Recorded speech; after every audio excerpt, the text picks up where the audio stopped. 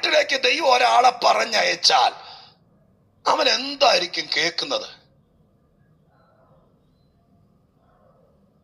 ഒരമണിക്കൂർ നമ്മുടെ വീട്ടിൽ ഇരുന്നിട്ട് ഒരുത്തിന് ഇറങ്ങിപ്പോയ എന്തായിരിക്കും കേൾക്കുന്നത്?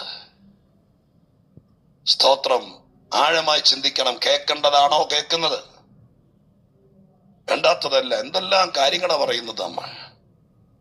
ഇതെല്ലാം കേൾപ്പിച്ചു വിടും. പക്ഷെ കേൾക്കേണ്ടത് ഒരുത്തനെയും കേൾപ്പിക്കുക. ദൈവം തമ്പുരാൻ വീട്ടിൽ കൊണ്ട് തരുന്ന ചിലരെ ദൈവം വിശ്വസിച്ചത് നീ അവനെ വചനം കേൾപ്പിക്കുന്ന.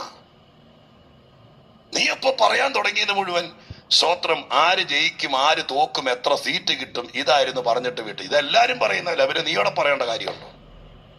അതിന് നീ 3 ദിവസം ഇരുന്ന് അഭിഷേകം പ്രാപിക്കേണ്ട കാര്യം ഉണ്ടായിരുന്നു.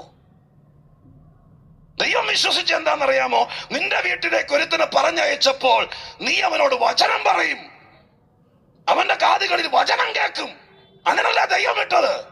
ദൈവവും ഇരമ്യാവും തമ്മിലുള്ള അണ്ടർസ്റ്റാൻഡിങ്. നീ അവിടെ ചെല്ലുമ്പോൾ നിനക്കൊരു നേരത്തെ ആഹാരം തരുമെന്നോ നിനക്ക് 2 ദിവസത്തോടെ കിടക്കാൻ മുറി തരുമെന്നല്ല. ദൈവത്തിന്റെ വാക്കിതാണ്. എനിക്ക് ഉറപ്പുണ്ട്, ആ വീട്ടിൽ ചെന്ന് നീ വചനം കേൾക്കും.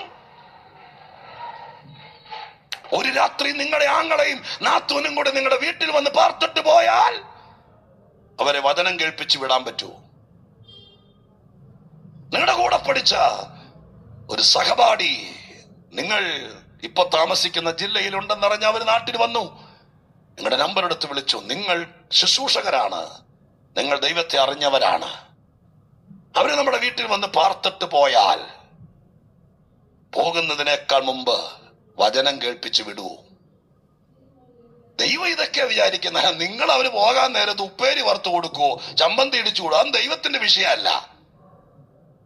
ദൈവത്തിന്റെ വിഷയം, ഞാൻ നിന്നെ ചോര കൊണ്ട് വീണ്ടെടുത്തു, ഞാൻ നിനക്ക് സമാധാനം തന്നു, എന്റെ ആത്മാവിനെ നിന്റെ അകത്താക്കി, ദൈവത്തെ തിരിച്ചറിയാനുള്ള വിവേകം നിനക്ക് തന്നു, ആർക്കും കൊടുക്കാത്ത സാമർഥ്യം നിനക്ക് തന്നു, എന്നെ കുറിച്ച് പറയാനുള്ള കഴിവ് നിനക്ക് തന്നു. അങ്ങനെ ഇരിക്കുന്ന നിന്റെ വീട്ടിലേക്ക് ഞാൻ ചിലരെ പറഞ്ഞയച്ചു. അവരൊരിക്കലും കേറത്തില്ലായിരുന്നു. പക്ഷെ കേറുക ദൈവം.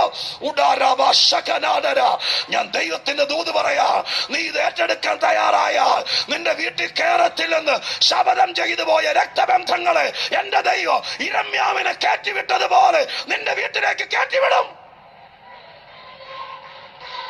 വിശ്വസിക്കാമെങ്കിൽ ഒരു വലിയ വഴക്ക് തീരാൻ പോവാ.